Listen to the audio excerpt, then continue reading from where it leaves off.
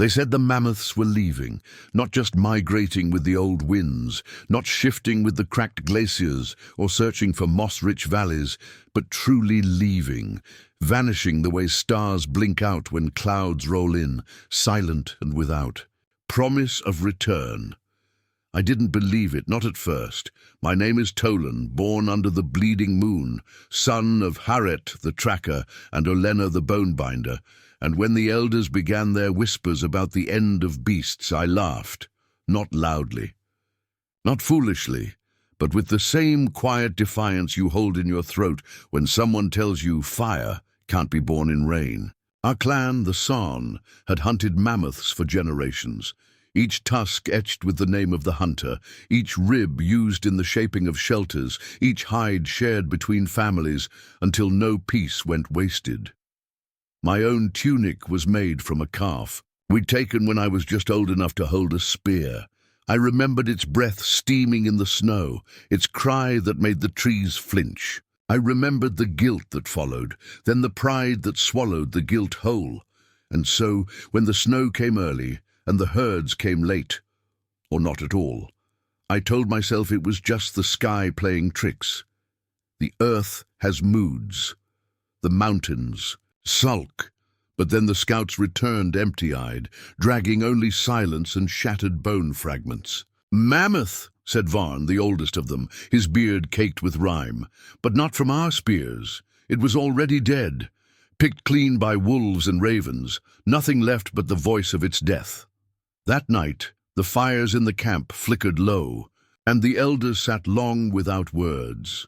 The next day they summoned me. "You will lead the southern trail," said Gira, the matriarch, her eyes like two stones that had seen too many winters. "Take only 4. 5 hearts draw less hunger than 10. I chose Kiva, my sister, whose arrows flew straighter than truths. I took Bran, whose laugh could melt frost, and whose hands never trembled even when skinning a beast. Old Jarek came too, uninvited, his knees crackling like ice under pressure, but no one dared stop him. Last came little Inu, barely past his 13th winter, who followed me like a shadow and looked at the world as if it owed him an explanation. We left at dawn, carrying dried meat, bone tools, and hope stretched thin. The southern trail was not kind. Trees stood like frozen sentinels, branches heavy with threat. The wind cut sideways, and the snow beneath our feet whispered of old mistakes. Bran found fresh dung once, steaming, massive, but when we followed the trail, it vanished among the cliffs like a ghost brushing through stone. We spoke little. Every night our fire was small and our circle tighter. Jarek told stories, half in dream and half in memory, of the great herd that once shook the ground like thunder, of a mammoth so large its bones were used to build a hall for 40 men. Inu asked, "Where are they now?" Jarek only stared into the flames and said, "Maybe they remember too much." On the 7th day, we reached the southern hollow, a place sacred and feared. The trees there were twisted as if frozen mid-scream, and the air smelled of copper and sorrow. No one spoke as we stepped between stones marked with old blood, and there, under a crescent moon, we saw it.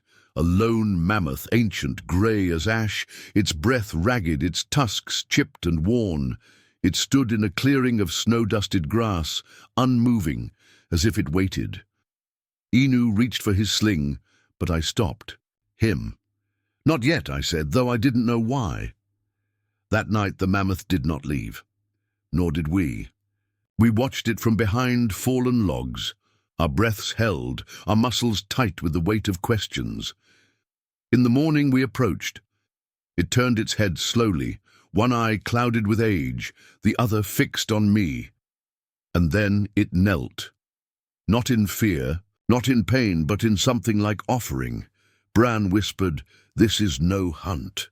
Kiva lowered her bow. I stepped forward, the wind flaring my cloak, and felt the world hold its breath. The mammoth let out a low sound, not a trumpet, not a growl, but something in between, a note that hummed in my bones. It touched its forehead to the snow and waited.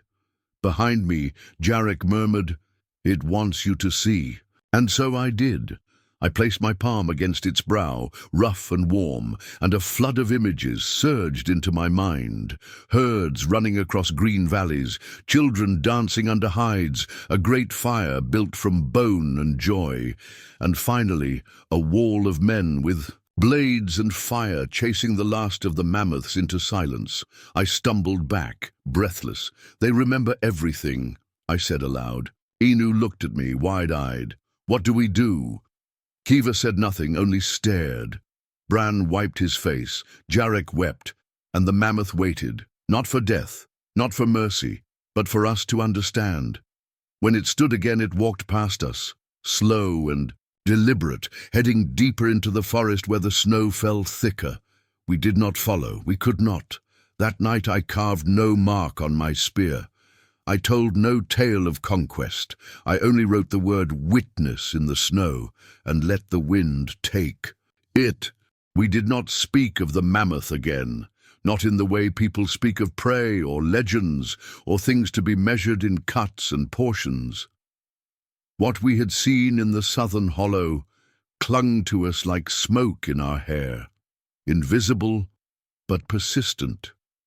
On the journey back north, the silence between us grew fertile, thick with unasked questions and heavy dreams. Even Bran, who once sang during the worst winds, walked now with his jaw clenched, as though afraid to lose any warmth to the air. Jarek murmured to himself often, fragments of the past trailing from his cracked lips. The herds walked across, rivers like gods. Or not all of them were beasts. Inu kept near me, quieter than usual, his eyes darting to the trees like something might lean from them and explain everything. But nothing did. Not the birds, who had fled the season. Too early, not the wind, who muttered only in riddles through the pines. We camped each night closer to the land we once called safe, and each morning found new signs, broken branches too fresh for storm, shallow pits where something had lain curled. "It watches," Kiva said on the fourth day, her breath a thread in the air. "Not the mammoth, something else." That night, when the fire was just ash and our cloaks heavy with frost, I dreamed of the mammoth again, but younger, running through wide valleys, its body radiant with health, its eyes bright. Then the valley filled with fire. Men screamed, fire leapt from spears, and a dark figure stood behind it all, not moving, only watching. I awoke choking. Inu stared at me. "You were making a sound," he said. "Not words. Like stone cracking." I didn't answer. I couldn't. On the seventh day of our return, we reached the ridge above our camp and found it gone. The snow was thick with char, the fire pits were cold hollows, the bone tents had collapsed, some burned to blackened ribs. No footprints, no blood, just absence, thick and choking. "No struggle," Bran said, "no scatter. They left, or they were taken quietly." Kiva walked to the center of what had once been the fire circle and knelt, touching the ashes. "Still warm," she whispered. "They were here this morning." Inu sat down and pulled his hood low. Jarek stood staring toward the east, his eyes narrowing. "They went to the river," he said, pointing. "Not because of threat, because of signal." I followed his gaze. Smoke, a thin line of it rising beyond the next hill, not from a large fire. This was cooking smoke, steady and contained. Someone knew how to build without revealing.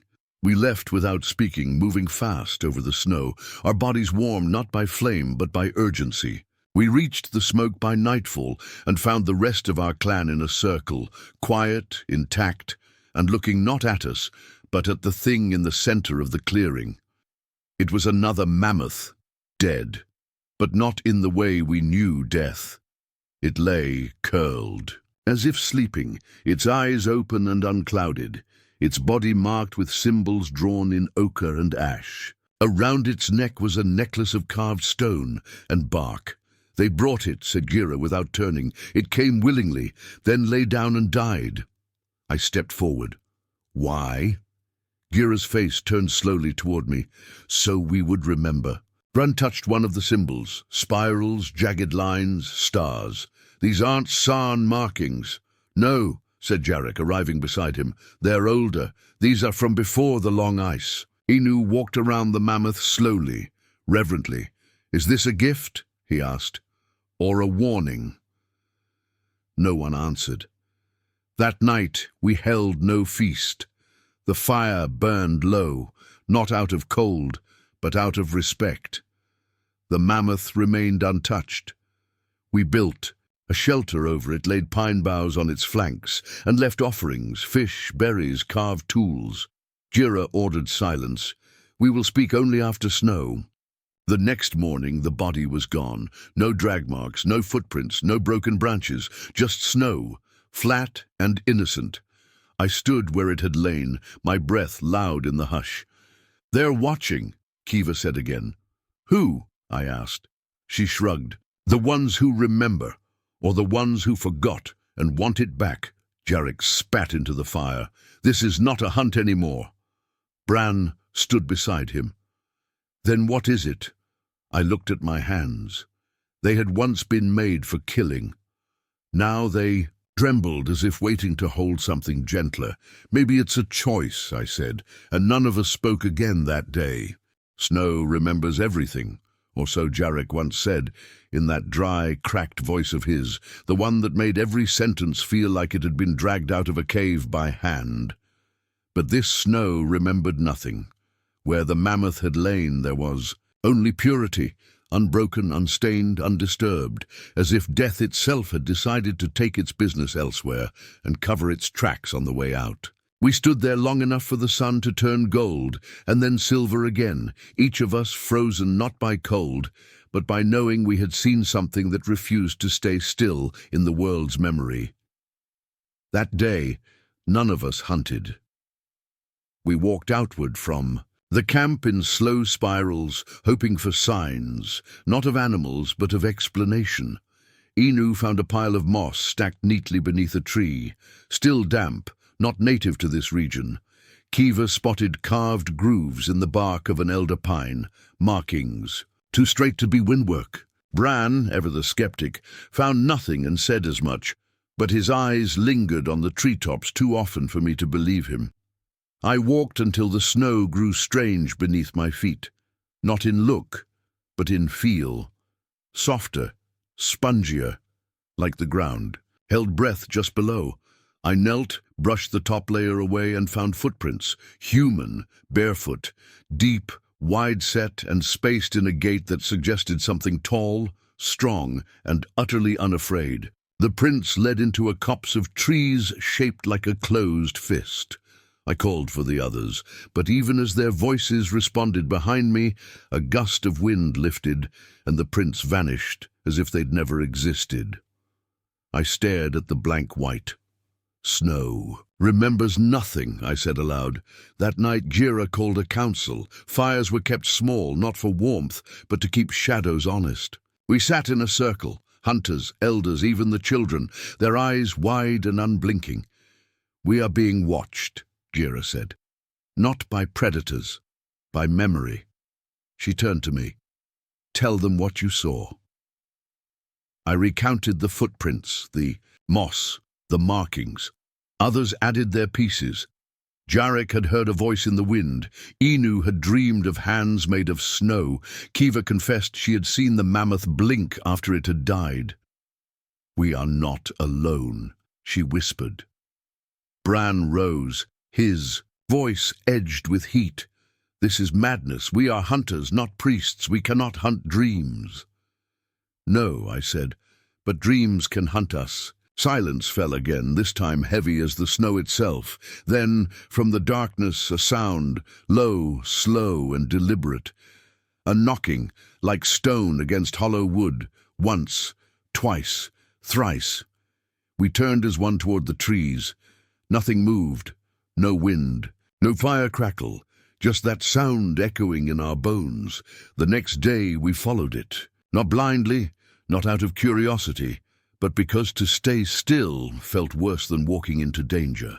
The knock had come from the eastern tree line, and so we moved in that direction, leaving behind the camp with fresh ash and unanswered questions. As we walked, the forest changed. The trees leaned inward, not with age but intent. Bark peeled in symbols, roots curled like fingers. Birds no longer sang. The world itself felt tilted, as if we walked through memory rather than space. Inu trailed behind, muttering to himself. I caught fragments. Don't look back. Don't name them. Don't offer salt.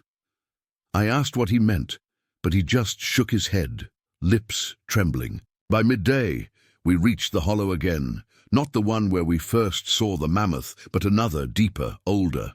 The snow was thinner here, the ground showing patches of frozen soil and dead grass, and in the center stood a structure, not built. Grown, stone, wood, and bone interwoven in a shape that defied intention. Part hut, part shrine, part ribcage. No door, no smoke, just presence. We circled it once. No tracks, no signs of recent life. Yet the air vibrated with something, anticipation or warning. I stepped forward. Wait, Gira said. But I had already touched it. My hand met the surface, smooth like riverstone, warm like breath, and for a moment I saw everything.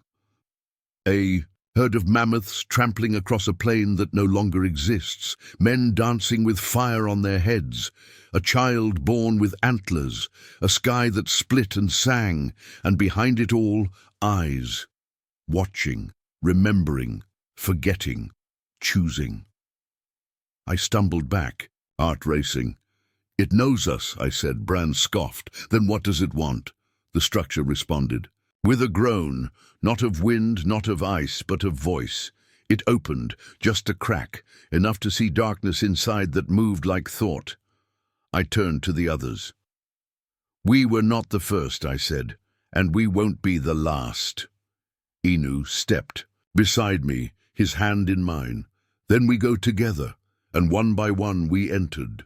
Inside the structure the air was not cold. It wasn't warm either.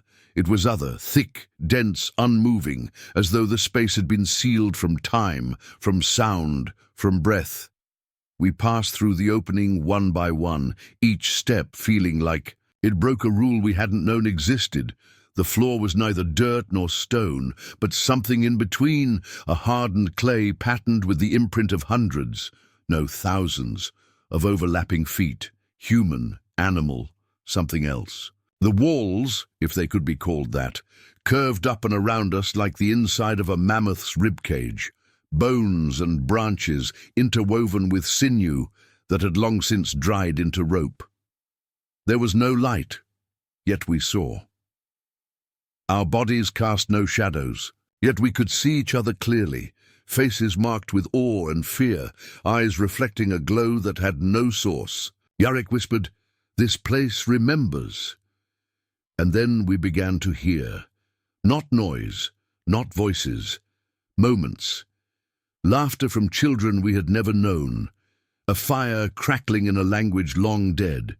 The creak of a bough drawn, the grunt of an aurochs collapsing, the hiss of snow on hot stone. It was as if the structure was playing back the past, not just of us, but of all who had ever come before. Kiva touched a carved panel on the wall, spirals etched into bone, and gasped. "I saw my mother," she said, "before I was born, singing." Bran reached for a bundle of feathers tied into the wood, and his lips trembled. "My brother," he breathed. "He fell through the ice 2 winters ago, but I saw him laughing." Inu didn't speak. He simply wept. I stood in the center of the chamber, trying to still the shaking in my chest when I felt something press against my thoughts. Not a voice, not even a presence, a weight, as if a question had been asked and I was expected to know the answer. I closed my eyes. The images came faster now. Mammoths, not hunted but honored. Men and women dancing with snowflakes caught in their hair, a birth under an eclipse, hands covered in ash raised to the sky. And then fire, blood, shouting, metal, smoke, silence. The cycle, repeated over and over, reverence followed by ruin. Always, until now. My eyes snapped open. Jira stood beside me, her face unreadable. "What is this?" I asked. She shook her head. "A test, or a mercy?" Jarek stepped forward. "No. It's a memory, one that wants to be remembered."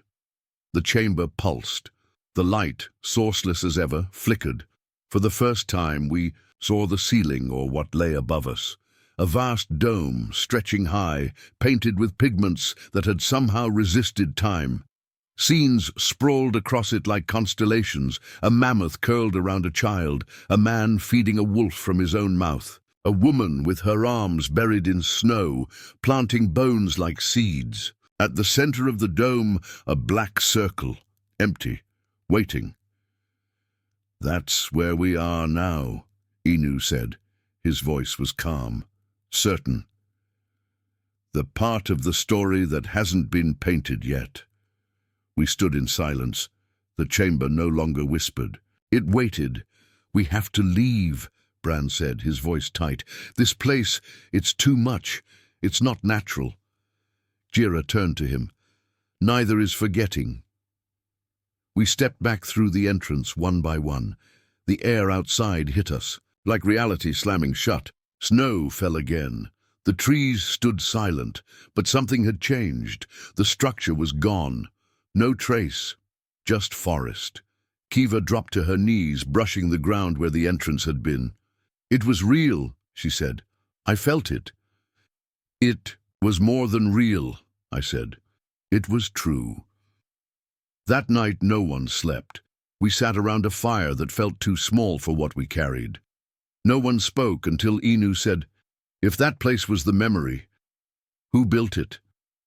We all turned to Jarek. He stared into the fire. "The ones who chose not to forget." "Why?" Inu pressed. Jarek looked up, eyes old and endless. "So we wouldn't make the same mistake again." The wind howled. Trees creaked, but none of it reached us. We had walked into something ancient, and now it walked inside us. We walked for days, though none of us counted them in the usual ways. Time had loosened its grip after the structure, like it no longer cared to measure us, or perhaps no longer recognized us as part of its contract. The snow no longer crunched, but sighed beneath our feet. The wind no longer bit, but murmured, and the forest through which we passed no longer stood still. It listened. At least that's how it felt. Our campfires grew quieter. The laughter, already rare, disappeared. Altogether, we weren't frightened, not exactly. What settled among us was something more patient than fear. Reverence, maybe, or the kind of stillness that belongs to those who have seen a god and now carry its shadow in their chest. On the third night after the structure vanished, Kiva spoke. Her voice was hoarse from disuse. "Do you remember what it smelled like in there?" she asked. "Not like wood, not like blood, like time." Bran stirred the fire. "I remember seeing my brother again. I didn't even think I missed him until that moment." Jarek added, "It showed us what we left behind, what we let die when we started thinking survival meant forgetting." I didn't speak. I was too busy listening to the woods, to the wind, to something deeper, and that's when I heard it, faint, distant, but unmistakable. A trumpet, not of war, not of human voice, a mammoth. I stood before I even realized I had. The others followed my gaze. Far off, past a jagged ridge and a frozen stream, rose the sound again, lower this time, longer, like a call to memory. "We follow it," I said. Gira nodded. No one argued. The journey took us through unfamiliar land, valleys that whispered, of long-forgotten names, cliffs etched with ancient art no hand had drawn in centuries. We passed a boulder carved with spirals that seemed to shift when touched. "Watchers," Jarek said, "or perhaps warnings." The terrain grew harsh, but we pressed on, each footstep carved with the urgency of knowing that answers waited. On the seventh night the stars disappeared, not behind clouds, but as if plucked from the sky. We stood beneath a vast, black dome, lit only by the weak reflection of our fire. Inu looked up and said, "They're watching again." "Who?" I asked. "The ones who remember."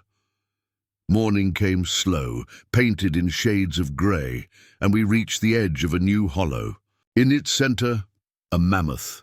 Not the same as before. This one was younger, healthier, but it didn't move. It stood motionless, eyes locked on us, breath fogging in rhythmic bursts. We stepped closer, slowly, reverently, and then we saw them. Around. The mammoth's legs, children. 5 of them. Human. Barefoot. Silent. Pale. Their eyes were strange, silver, reflective, ancient, not frightened, not sad, just watching. They placed their small hands on the mammoth's flanks, and the creature knelt. "They're guiding it," Kiva whispered. The children looked at us, then turned and walked away, vanishing into the trees without sound or trace. The mammoth rose and followed. We did not pursue, not then.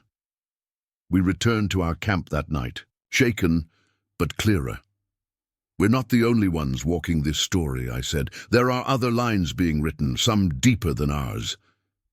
That night, I carved a new shape into my spear, not a mammoth, not a kill, a spiral, open-ended, waiting.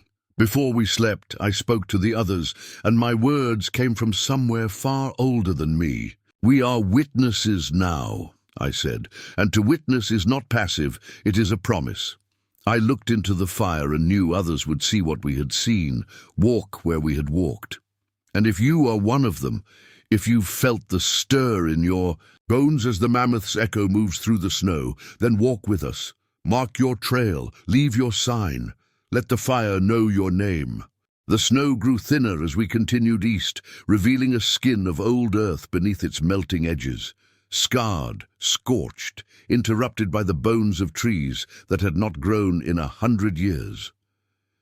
We did not speak of the children, not because we feared them, but because names have weight, and we had not earned the right to place names upon beings that stood outside the grammar of our world. The mammoth's trumpet still echoed faintly in our dreams, but now it was joined by something else, a rhythm, subtle and pulsing, like a heartbeat far below the surface of the land. Jarek claimed he could feel it through his soles. Inu said he had stopped dreaming altogether. Kiva, ever watchful, began waking before the sun. Something in the woods had changed. No, not the woods. Us. One evening, Bran tried to light the fire but failed 3 times. His hands, always steady, now trembled like reeds in wind. "It doesn't want to burn," he muttered. "The wood is dry," Kiva said. "No," he insisted. "It remembers being burned before." The phrase unsettled us. We found shelter in a hollow cave, half buried beneath a snowdrift. Its walls were covered in soot, old soot. Not from a hunting party's cook fire, but from something larger, hotter. I ran my fingers along the blackened stone and felt a texture, not of ash but of history. Etchings beneath the carbon, pictures, a line of men walking into flame. A mammoth lying beneath a tree that bore human eyes. A child carving a spiral into a mountain. We spent that night without fire. The cold crept in like regret, but no one dared light a spark. The next morning the cave was warmer. No snow at the entrance. And in the ashes where our fire would have been lay 5 small stones, smooth, oval, warm to the touch. "We didn't put these here," Bran said. Inu held one to his ear. "It hums," he whispered. Jira took them without comment, wrapping them in tanned hide. "They're not ours to understand, only to carry." We moved again, more cautious now. The land changed in ways that defied our maps. A river we expected was gone. A cliff we remembered. As high was now only a gentle slope. Even the stars seemed to rearrange. We knew this wasn't madness. This was memory asserting itself over geography. History redrawing the map. One night a low roar echoed through the valley, deep, ancient, not animal. It came from beneath us. The ice in the river cracked, just once, a perfect resonant sound that echoed between our ribs like a warning. Kiva looked to me. We're walking over something that's not asleep anymore. We crossed anyway. What choice did we have? The next day, we found the bones, not animal, human, a dozen, maybe more, scattered beneath a thick sheet of ice, visible but unreachable. Their hands were outstretched, not in fear, but in offering. One held a spiral carved in ivory. They knew, Jarek said, voice hollow. They chose to become part of the memory, to be preserved. Inu stood silently for a long time before finally saying, so it wouldn't be forgotten. That night, we held a silent vigil. No words, only watchfulness. Snow fell lightly. The river groaned again. The next morning, the ice was smooth, no bones, just water frozen in time, reflecting our own faces back at us, older than they had been. This place rewrites things, Bran said. Maybe even us. I didn't answer. I was too busy listening to the hum in my chest, echoing the rhythm. From the warm stones we now all carried, the deeper we went, the louder it became. We left the ice behind us, though it stayed in our bones. Not the cold, but the image, the offering hands beneath the surface, the spiral clutched like a final word. That symbol followed us now. It appeared in the bark of trees we passed, scratched, into stone, even burned faintly into the clouds during one strange dusk where the sun refused to lower and the world turned bronze. We said nothing of it, not because we lacked the words, but because the words we had were too small for the thing that watched us. Inu stopped speaking altogether. He walked in silence, always last in our line, his face pale but focused, as if listening to something none of us could hear. One morning, he placed one of the warm stones against a birch and stood still for hours. When we called to him, he didn't respond, just stared ahead with tears on his cheeks, silent and unblinking. That night, he finally spoke. It's not a place we're going to. It's a memory we're walking into. We didn't understand then, but we followed. The land shifted again. The air became thinner, not like mountain air, but like breathing through cloth soaked in stories. Our dreams grew heavier. Kiva saw her father every night, though he had died 5 winters past. Bran woke sobbing, whispering about a child he never had. Jarek stopped sleeping entirely. It dreams through us, he said. It remembers by wearing our skin for a while. On the 5th day of this new path, we reached the hill. It was not large, but it knew it was important. Spirals carved from its base to its peak, each layer deeper than the last. Old spirals, some barely visible, some fresh. Others have come here, Gira said. Many. We climbed slowly, with the reverence one uses when entering a burial ground or a sacred song. At the summit, we found the cairn, not rocks, bones, carefully placed, mammoth, human, other. A spiral of bones rising from the center of the hill like a question left by the sky. In the middle sat a single object, a tusk halved, its surface carved not with images but words. None we recognized, yet we all understood, not with mind, with marrow.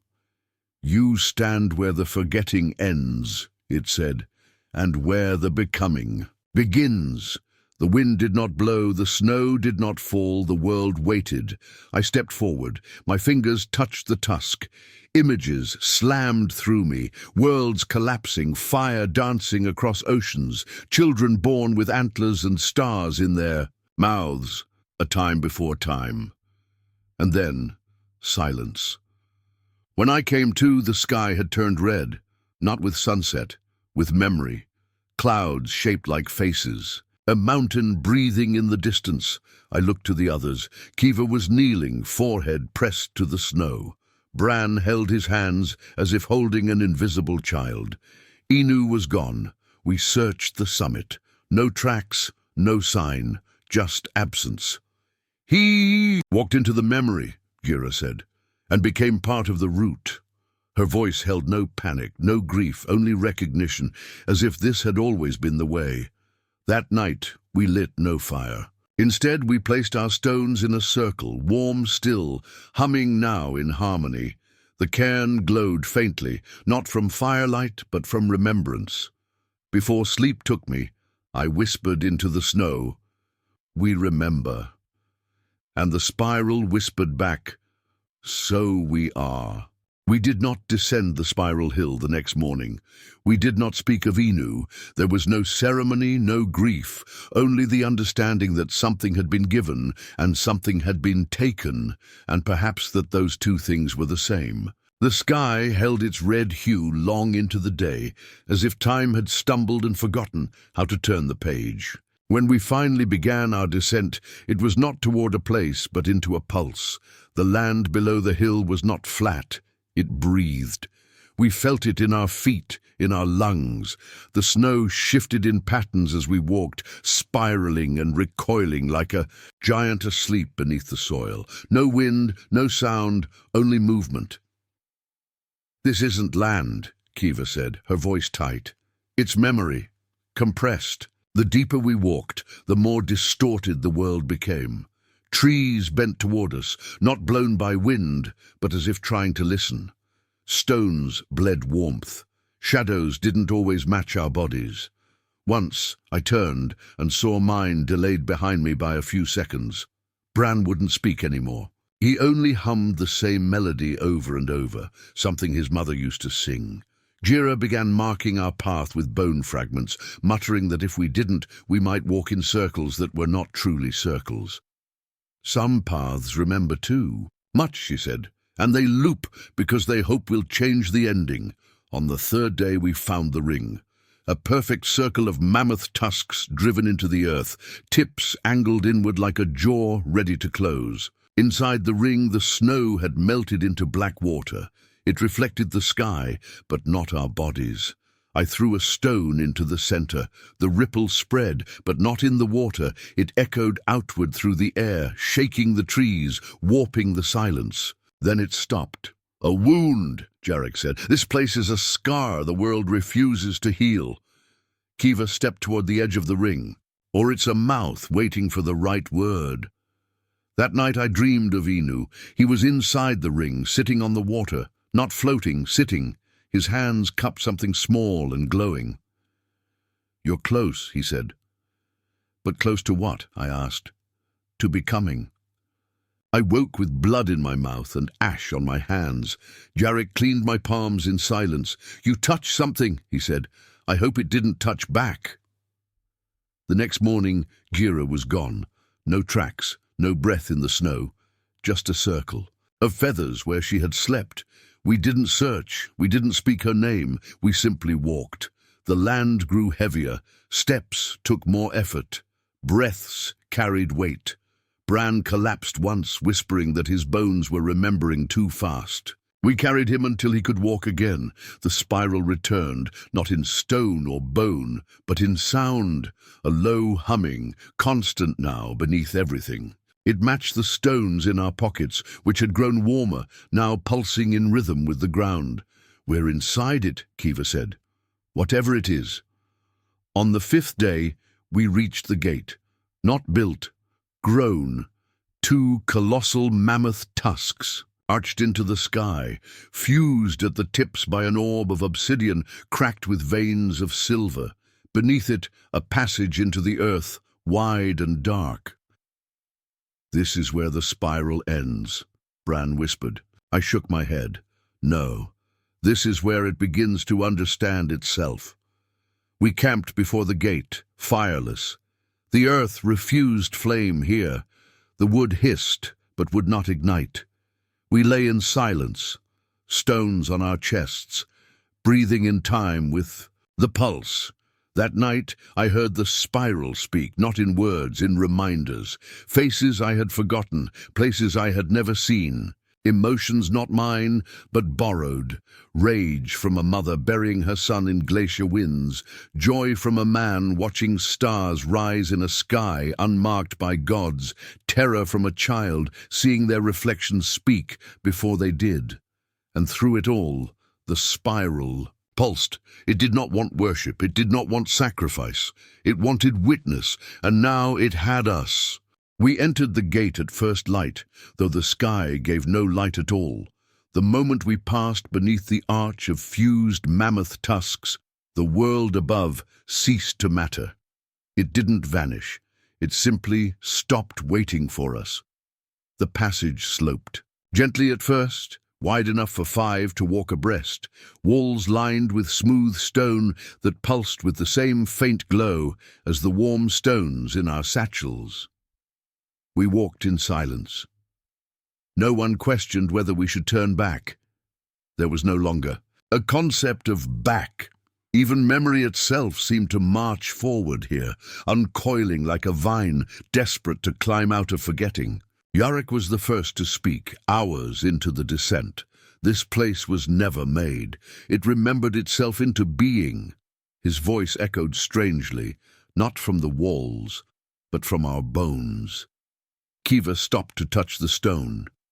"It's not cold," she whispered. "It's breathing." Indeed, the walls were alive in some ancient way, vibrating slightly beneath our fingers, humming faintly with the rhythm we'd carried since the hill. The tunnel narrowed as we descended, and soon we had to go single file. The light from the walls grew stronger, not blinding but intimate, like being inside a story told in candlelight. Symbols appeared, carved deep into the stone. Spirals, yes, but also other shapes. Eyes, hands, waves, teeth, stars bleeding into flames. Each symbol felt familiar and foreign, as if pulled from dreams we had not yet dreamed. Bran stopped before one, a depiction of a mammoth with a human face, and fell to his knees. "I saw this when I was a child," he said, "in a fever. My father said it was nothing." Kiva knelt beside him. He was wrong. We helped him up and kept walking. Time thickened, our limbs grew heavier, but our senses sharpened. We could smell salt, bone, blood, and laughter, memories fossilized into scent. At one point, I heard a voice behind me say my name. I turned. No one had spoken, but Kiva's eyes were already on me. "It remembers us too," she said. We reached a chamber then, vast, circular, domed with stone so black it drank the light. At its center stood a pillar, not carved, not built. Grown, bone and stone intertwined, twisting upward in a spiral that seemed to rotate subtly, even when still. Around it were footprints, not just human but animal, giant, clawed, hoofed, webbed. Every being that had ever remembered had left a trace. I approached the pillar. The hum was louder now, and when I placed my hand upon it, I felt myself unspool. My body remained, but something older than thought flowed outward, pouring into the stone like water into a cracked vessel. I saw fires lit by hands now dust. I saw rivers moved by song. I saw the first memory carved into ice by a child who knew death and named it friend. I saw what came before the mammoths and what will come after us. Then I saw myself, not as I am, as I could be, as I have always been. And I understood. This place did not preserve the past. It breathed it, and in doing so, it reshaped the present. I staggered back, the chamber rippled, the air thinned. Bran was weeping now. Kiva stood frozen, her mouth open in silent speech. Jarek sat against the wall, eyes closed, humming that old song. The stones in our packs pulsed violently now, their light sinking with the spiral. "It wants to finish remembering," Kiva said finally. "It needs a shape." I looked down at my hands, shaking, glowing faintly. "Then we give it one," I said. We formed a circle around the pillar, stones placed before us like offerings. No ceremony, no chants, only presence. The pillar pulsed once, twice, then broke apart. Not shattered, opened. and from its center came a sound we had never heard but had always known. The first cry of something being born from what had been forgotten. A shape took form, not beast, not man, not God. Memory itself, walking, it stood before us, not as a creature, not as a god, but as something profoundly in between, as if the earth had dreamed itself into form and borrowed limbs from our memory to do so. The shape that emerged from the open spiral pillar pulsed, with the weight of 1,000 forgotten names. It shimmered, not with light but with recognition. Its body was neither bone nor flesh, but composed of patterns, lines, grooves, spiritual topography carved into form. Where it stepped, the ground folded like breath. We didn't move. We couldn't. Our legs had not forgotten how to walk, but our minds had forgotten why they should. "It's not here to hurt us," Kiva said, her voice a soft fracture. "It's here to finish something." The creature, if that word could still apply, raised one of its many arms, all shaped differently. A paw, a wing, a hand, a hoof, a claw. It did not speak, but it spoke. The message entered not through ears, but through marrow. "You are the last to remember, and the first to begin." Jarek sobbed openly, collapsing to his knees, his arms outstretched. Bran took a step forward and placed his stone at the being's feet. It melted, not burned, not vanished, but was absorbed like a word whispered into a story that now made room for it. We followed, one by one. Each stone we had carried, pulsing and warm, vanished in two. The being's core, which now shone with a quiet glow that pulsed with our collective memory. When it was done, it bowed, not low, not humbly, but with reverence, to us. Then it turned and walked into the spiral that had formed on the far side of the chamber, a vortex made of nothing but space curved by meaning. And we knew we were not, meant to follow, not with our bodies. "It carries us now," I whispered. "All we've seen, all we were." The chamber began to close, not collapse, but seal. The spiral tightened until it was a line and then a dot, and then not even that. We stood in darkness, and still we saw. The walls now held no light, but they glowed with memory, like the after-image of a flame burned into the eyes. "Is it over?" Bran asked. "No," Kiva said. "It's been remembered. That's never over." We climbed out of the earth slowly. The tunnel had changed, no longer a path of stone and glow, but one of soil and root. It no longer guided. It trusted us to find the way. When we emerged, the world had shifted. The sky was not the same sky we had left. The stars were in new places. The snow was warmer. The trees bent toward us, not in fear or curiosity, but in welcome. We were different, not visibly, but our shadows now arrived before we did. They moved slightly ahead, like guides clearing space in time. In our old camp, people waited. Not all. Some were gone, some were new. But they knew. In their eyes, the flicker of spirals. We told them nothing. We didn't need to. Our presence was the story now. That night I walked to the river, alone. The ice had returned, smooth and quiet. I placed my hand on its surface. It was warm. Beneath the ice, a flicker of something moved, a mammoth or the memory of one. I smiled. "We remember," I whispered. And from the other side of the water, wind answered. "Then let others remember too. If you've followed our steps, if you've felt the breath of the spiral in your chest, or seen your shadow move ahead of you, then you are part of it now. Mark your path. Tell no one, and yet let everyone know. Carve your spiral in silence. But before you do, remember to leave a sign by this fire, like a whisper, like a trace, like a name on stone. Leave your mark and follow."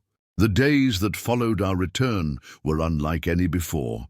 Life resumed. Fires were lit, meat was dried, children laughed.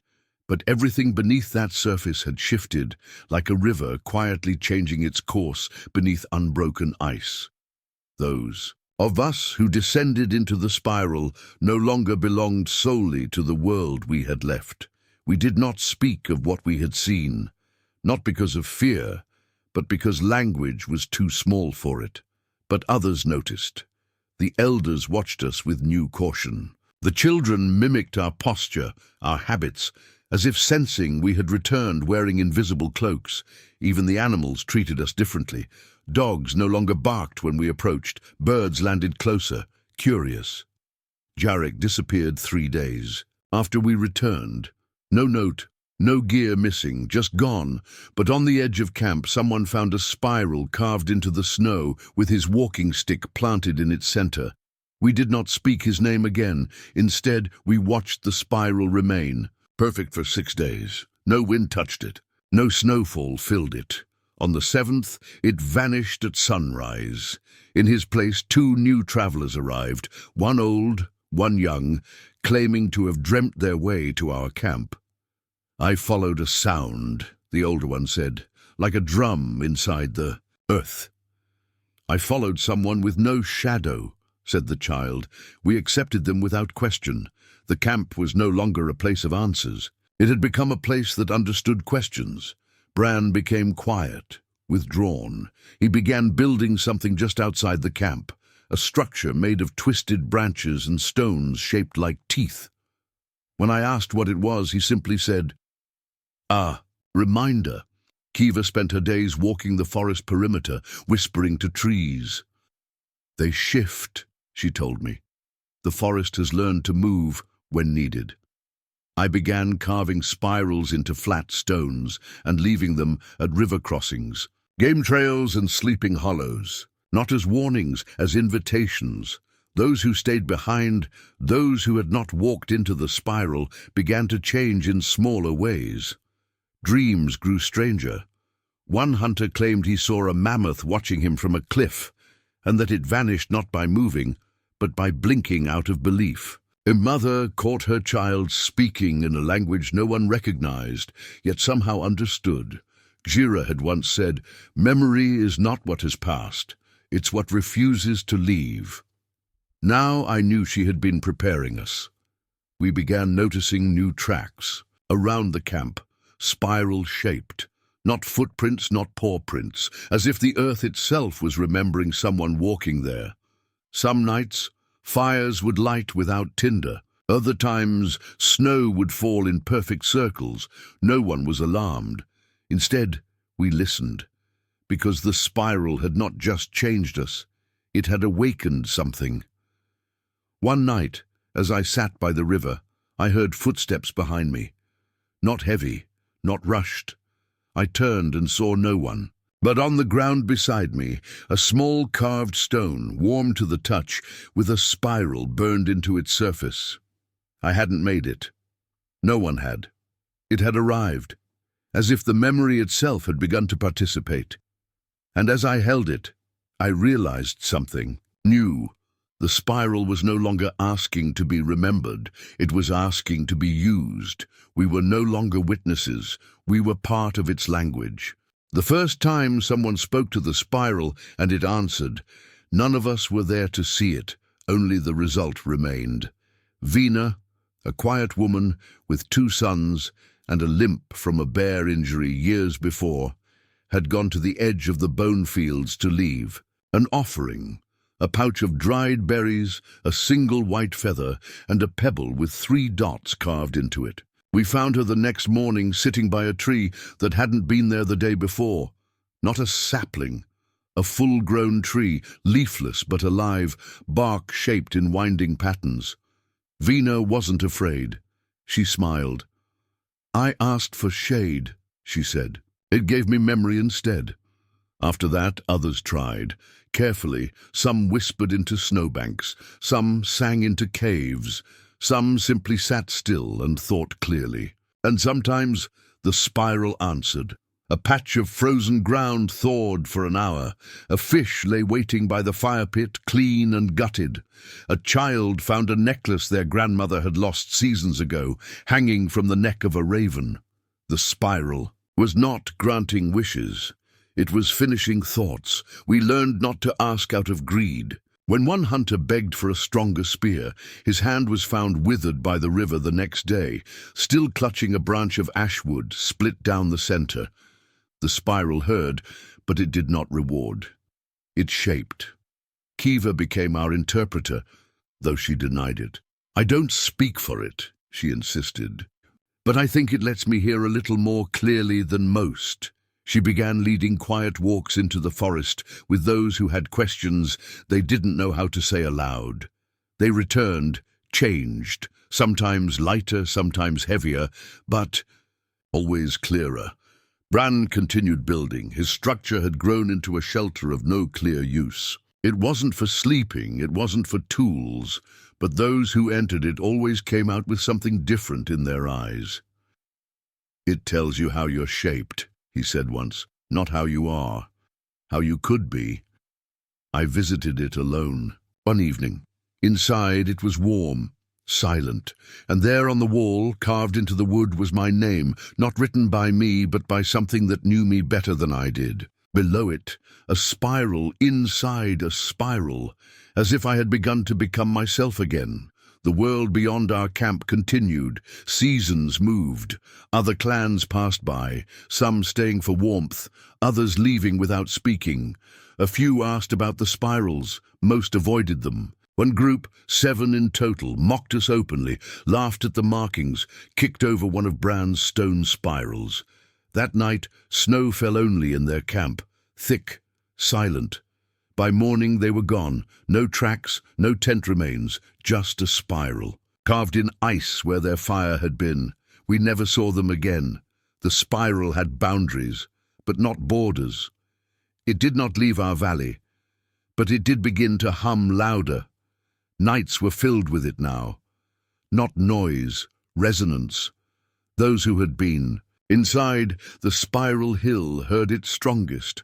We began to walk differently, sleep less, not because of fear or unease, but because something inside us was winding up, drawing tight like string on a bow, pulled slowly toward a moment of release. "It's calling," Kiva said one morning. "Not just us, them, the ones who left, the ones who never arrived." And she was right. Within a moon's turn, others came, dozens, then more. From the rivers, from the mountains, small groups at first, then whole bands. Not lost, led. "We heard," they all said. "We felt it." They carried strange tools, songs we had never heard, but their eyes were the same, wide, focused, searching. We did not teach them. The spiral did, and they began to answer it too. No one remembers who built the first spiral hearth. Some said it was Bran. Others claimed it appeared overnight, already smouldering when the frost still clung to the bone piles. What mattered more was this. It spoke, not in words, but in flame. The fire did not burn like other fires. It did not crackle. It pulsed, slow, deep waves of light and heat that matched the rhythm we had come to know as the spiral's breath. The newcomers gathered around it without instruction. They arrived from distant places, steppe, cliff, swamp, even dry places, where snow never fell. But they knew to sit in a circle. They knew not to speak. And when the fire reached its tallest point, it changed. The flames leaned, not upward, but inward, folding on themselves, revealing shapes within. Shadows danced, that weren't cast by bodies. Faces appeared and vanished, stories told without sound. Some we recognized. Most we didn't, but all of them felt like remembering someone we hadn't met yet. "It's telling its own story," Kiva whispered beside me. "Not to be heard, to be understood." And it was. That night, the spiral became flame. Not metaphorically. It moved through the fire, spoke in its light, and people began to answer not with speech, but by action. One man stood suddenly, crossed to the edge of the camp, and began carving a stone in silence. A woman walked into the woods and returned with a perfect spiral of berries, frozen together by morning frost. A child drew symbols in ash no one had taught them. The spiral was not a god, but it had become a language, and fire its mouth. After that night, the hearth never died. It needed no feeding. When snow covered it, it melted. When wind howled, it hummed back in harmony. We called it the remembering flame, not for what it gave, but for what it carried. Every spiral hearth that followed burned differently. Some whispered, some danced, some flickered with the colors of bone, blood, breath, but each one knew. Kiva was the first to dream in fire. She told us of a place, far from the valley, where the ground opened not with heat, but memory. "It's coming," she said, "not just to us, to everywhere." That was the first time the spiral showed us fear, not panic, but urgency. The fire that night flared higher than ever before. The wind carried it sideways into the sky, where it etched a spiral in flame across the stars.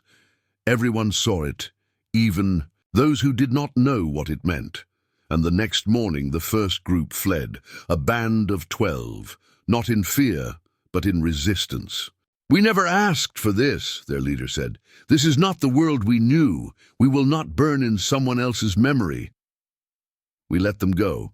The spiral had made room for questions, even rejection. But the fire burned brighter that day, as if promising, memory does not require your permission to return. That evening, Jira came back, or someone who had been Jira. She walked from the woods covered in ash, wearing a necklace made of old teeth and new bark. Her eyes were silver, not glowing, just deep. "It's almost time," she said. "The spiral has found its shape." She turned and walked to the flame, sat beside it, and never moved again. Not asleep, not dead, just still, as if holding space for what came next. That night, no one dreamed. Not because there was nothing left to see, but because the fire had taken the burden of remembering for us, and all we had to do was listen. The fire never dimmed, and yet the nights grew darker, not with fear, with density, as if time itself had folded inward, thickened by all that had been remembered. The spiral no longer whispered from one place, it pulsed everywhere. In the rivers that ran warmer even as the snow deepened, in the trees that now grew in pairs, spiraling around one another like lovers who had learned to speak in silence, in the minds of children born after the fire appeared. Children who, without being told, would press their hands into the ash and draw symbols they had no words for. No one led anymore.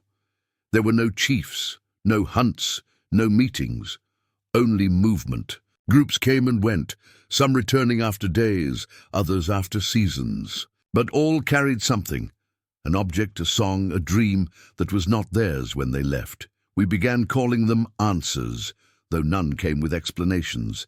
Just presence. Kiva no longer spoke aloud. She sat by the fire most days, eyes closed, hands moving across the ground, drawing patterns only the wind seemed to read. Bran finished his structure. Then he took it apart. When asked why, he said, "It was only ever meant to be built." Then he walked west and was not seen again. His footprints lasted 7 days, then spiraled inward and vanished. The people who remained began circling the fire in silent procession at dusk, always counterclockwise, always barefoot. On the 13th evening of this new custom, the fire spoke again, not in shadow, not in dream, in light. A single beam rose from its center, straight, narrow, unblinking into the sky. And from that sky came something we didn't understand, not light, not wind, something between. We felt it before we saw it, like being remembered by something older than gods. It took no form, but when it passed, the trees bowed, and even the stars flickered. "It's remembering us back," someone whispered. "It's finishing what we started." That night we placed no guards. There was no need. The spiral was awake in all things. It shaped the frost. It guided the fire's flicker. It carved songs into the bones of birds. In the morning a baby was born without eyes, but she saw more than we did. She cried only once, and in the snow beside her a perfect spiral appeared, etched in steam. Her mother named her Loop. The spiral, she said, had finally spoken its own name. The seasons stopped behaving. Winter returned in midsummer. Snow fell only on specific footprints. Lightning struck in spirals. Time became personal. Some aged quickly, others not at all. The river ran backward for a day. We no longer asked why, we simply watched.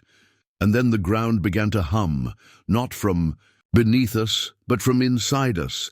Every movement felt coordinated, every thought echoed. The spiral was no longer something we followed, it had begun to move through us. One evening I asked the fire, "What comes after memory?" And it answered with a single flicker. A face I had never seen, but somehow knew. My own. Not now. Not past.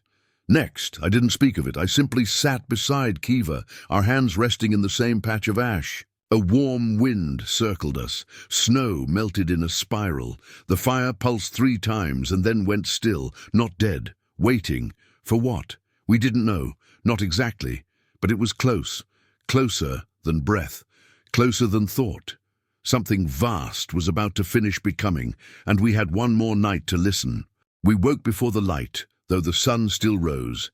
It was the last day, though none of us said it. No drums beat, no horns called.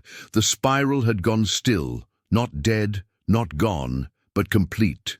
The fire remained, now reduced to a warm coil of ember shaped like a sleeping serpent. Those who had gathered, hundreds now, stood in silence around the hearth. No one spoke, yet all had the same thought. We are not here to change the world. We are here to let it remember itself. Kiva stood, her hand raised not in command, but in greeting. One by one we stepped forward and placed something into the ash, stones, bones, teeth, breath. Even silence was accepted. The spiral welcomed all. Then the child named Loop, barely walking, moved toward the hearth. Her mother tried to stop her, but Kiva placed a hand gently on the woman's arm. She knows what we forgot. The child stepped into the spiral and knelt. Not a ritual, a memory. And the hearth flared, once, not high, not loud, just enough to light every face. And then it cooled. Loop smiled, and from that moment forward we all understood. It was time to scatter. Not to flee, to carry. The spiral was never meant to stay in one place. It was a seed, and we were the soil. Some traveled north to the ice again, others west into forests of ash and gold. A few turned back toward the river, hoping to find the bones of what came before. Kiva walked alone, barefoot, toward the mountain. She never looked back. Bran was seen once more by a traveler who claimed he was building a spiral in the shape of a sky map, each stone tuned to a memory not yet lived. Jira's ashes turned to feathers, or so said the wind. As for me, I walked south, where the land turned dry and stars hung closer to the ground. I carved a spiral into the rock of a canyon and waited. One day, a stranger came, eyes bright, hands shaking. "I dreamed of this place," they said. I nodded. "Then you've arrived." They asked me what the spiral was. I said nothing. I simply drew it in the dust. They stared and cried. You see, the spiral was never a story. It was never a tribe. It was never a mammoth or a fire or a stone. It was an answer to a question every being eventually asks: will I be remembered? And now, as you hear these words, you are part of it. You are not watching this. You are becoming it. So trace your own spiral in the dust. Leave a sign. Let others find it. And before you go, leave your fire burning, just long enough for the next soul to see it and say, "Yes, I remember this place. I remember you." Because to be remembered is to never truly disappear.